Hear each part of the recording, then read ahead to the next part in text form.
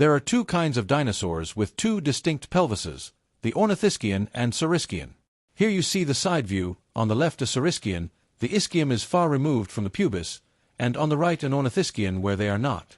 The ornithischian means bird-hipped only because the ischium and pubis are joined like in bird hips. But this is an extreme oversimplification. This is a real bird hip, it splits down the middle, this is called an open pubic symphysis. This is the front end of a dinosaur pelvic girdle. As you can see, it has a normal closed pubic symphysis, just like reptiles and other animals. Another obvious difference is the synsacrum, which is a fusion of thoracic, lumbar, sacral, and some caudal vertebrae. Why isn't there a single dinosaur fossil with either a synsacrum, a pygostyle tail, or an open pubic symphysis? Notice how the dinosaur has a second set of ribs on its chest-belly area. This is called the gastralia. In its place, birds have a giant bone in their centrum, or solar plexus. This is the keel. Why are there no dinosaurs in fossil record with a keel, or no birds with a gastralia? These would be hard to miss and would prove evolution. Theropods are supposed to be closest evolutionary link to birds, but they are missing many obvious features. Exhibit number 5, the shoulders. Dinosaur shoulder blades all sit on the extreme front chest, therefore the dino's arms hang on the bottom. Birds are the exact opposite to dinosaurs. Their shoulders are on the extreme back. This is to gain maximum thrust while flapping wings. Shoulders on the front are not aerodynamic. They say it gradually developed gliding and then flight, but there is no fossil evidence. Of course. But what about feathered dinosaur fossils? You say. Easy, look at this so-called feathered dinosaur fossil. It has literally no avian features, as I've pointed out before. No keel, no open pelvis. It looks like a regular plain old dinosaur in every single area except for some scoring which has been labeled by some as feathers.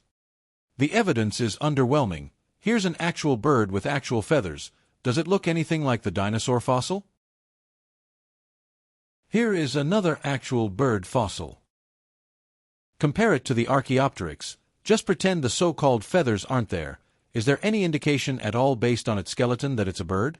The correct answer is no. It has front-forward shoulders. Like any dinosaur, it has a regular dinosaur pelvis and narrow hips unlike any bird. It has dinosaur hands. It has a long dinosaur tail. Notice how deceptive the illustration art is. They always depict Archaeopteryx like this, with shoulders on the back spreading its wings like an eagle, even though this is anatomically impossible for what we see in the fossil.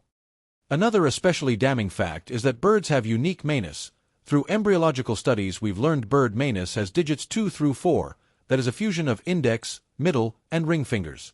Comparing the manus of theropod to other dinosaur scientists have determined that theropods have digits 1 through 3.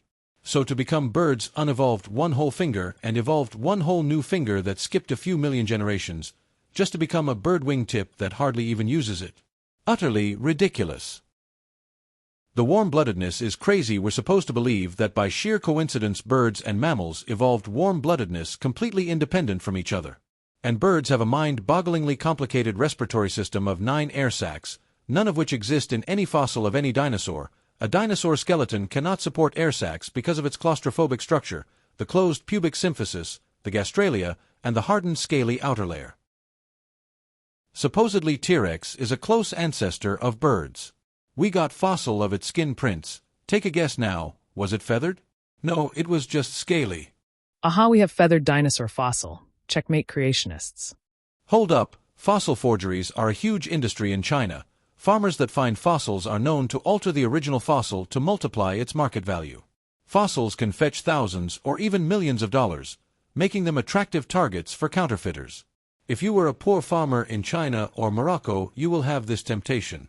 The only failsafe we have is to analyze what they can't forge, such as the skeleton. It is easier to detect an altered skeleton than just a few surface details such as feather impressions. This is why I went so extensively over animal anatomy. And if they really were proof of dino to bird evolution, why is it only feathers being all the proof you need? How desperate are you?